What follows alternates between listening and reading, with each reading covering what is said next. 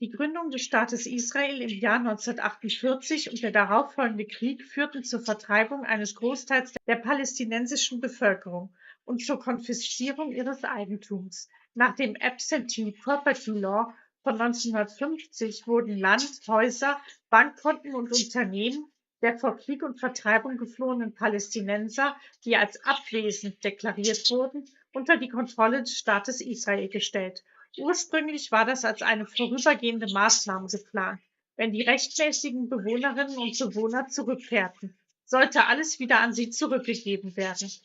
Allerdings wurde das Gesetz von Israel schnell als Instrument genutzt, um Land und Besitz für jüdische Flüchtlinge bereitzustellen.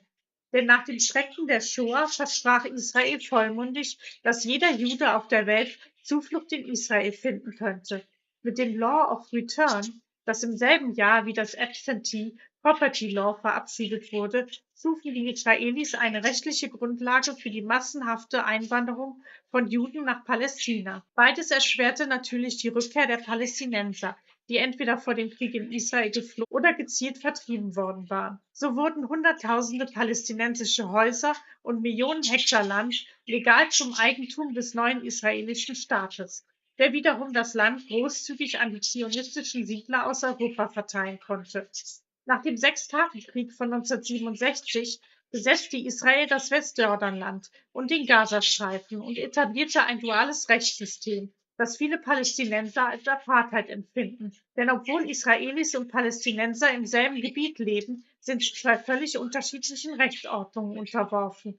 Israelische Siedler und Siedlerinnen unterstehen als Bürger des Staates Israel ganz normal dem Zivilrecht, während ihre palästinensischen Nachbarn dem Militärrecht unterstehen. Sie sind keine israelischen Staatsbürger und gelten, da es noch keinen palästinensischen Staat gibt, als staatenlos. Es gelten deutlich niedrigere Rechtsstandards für die Palästinenser, die praktisch seit Jahrzehnten unter Militärbesatzung leben. Es gibt Beschränkungen bei der Bewegungs- und Versammlungsfreiheit für die Palästinenser im Westjordanland. Es gibt Ansätze einer Zweiklassengesellschaft, in der die Palästinenser schlechter gestellt sind als die Israelis. Fakt ist aber auch, dass viele Gesetze und Richtlinien dem Schutz der israelischen Bevölkerung vor Terroranschlägen dienen. Für mich sind die Palästinenser hier doppelt Geiseln der Hamas, jener palästinensischen Terrororganisation, die für einen Staat Palästina kämpft. Zum einen, weil sie als Gruppe pauschal für die Taten der Hamas zur Verantwortung gezogen werden und nach gefühlt jedem Terroranschlag unter mehr und restriktiveren Gesetzen und Vorschriften leiden. Zum anderen, weil die Hamas ihre eigene Bevölkerung drangsaliert und erpresst, indem sie Hilfeleistungen daran koppelt, dass neue Kämpfer und Selbstmordattentäter aus den Reihen der palästinensischen Bevölkerung rekrutiert werden. Sei es freiwillig, weil man sich verpflichtet fühlt, für die Freiheit Palästinas zu kämpfen, oder aus real existierender Abhängigkeit. Denn einen funktionierenden palästinensischen Staat, der für die Rechte seiner Bürger eintritt und diese auch gegenüber Israel und seiner Regierung einfordert, gibt es schlicht nicht.